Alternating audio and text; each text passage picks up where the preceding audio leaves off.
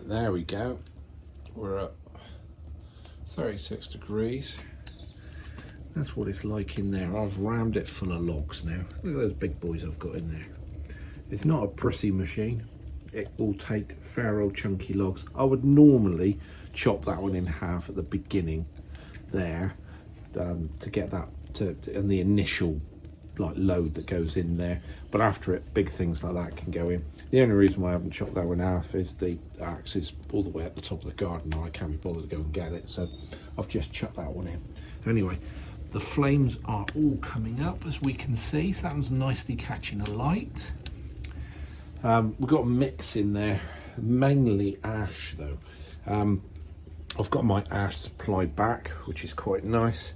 I had a couple of trees taken down a year or so ago, and those are doing very nicely. However, they do burn slightly differently than other logs, as all logs do. These are really hard logs. They're great things too when they get going. Anyway, you can see this one's licking up the top. So at this point, I'll have to close up the bottom thing there to reduce the amount going up through the flue. I don't like the flames going through the flue, even though we have it cleaned every sort of 12 months. There is a build up at the end of the season of stuff going up, tar and bits and pieces for any dampness in the woods.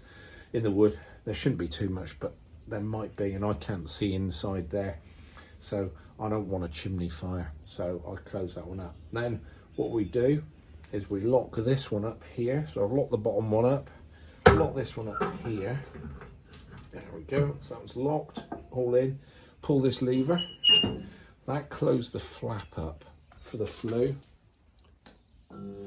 Press this button, and you can hear, see that's the button up there, it's going, red light on, green light on. That means the fan's working.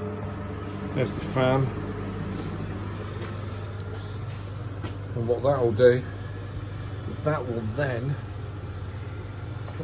take the water temperature up. There you go, nicely done. We're at the 38 just as I spoke. Couldn't have asked for better myself. That will go up in temperature as the water heats up, going through there. It'll go through and the water cools down, then it comes back in here and gradually the circle goes through. It's a bit like bloody Mufasa and the Lion King, circle of life. Comes in, warms up that big pile of water there, then the temperature gauges will go up there, then heat pump will kick on, the underfloor heating will kick in and warm up the house, and then by the end of the day this thing will have turned itself off. When it reaches about 89 degrees, this thing will hold water at 90-95 degrees, and then that will last us 2 or 3 days. Maybe a bit more, depends on what the temperature's like outside, but it gets us all through the winter. But that's it.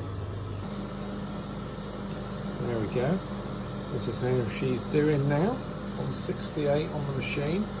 You can hear this one's going. Right, I'm going to open up the bottom bit.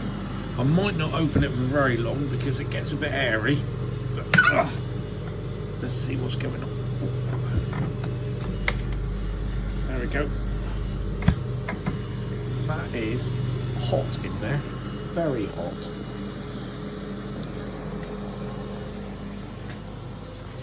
There you go, there's the big tank.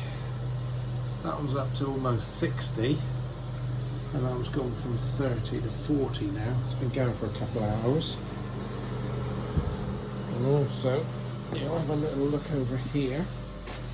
Here's the heat pump, and there's the little green light there.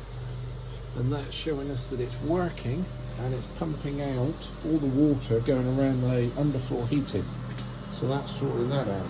And then of course,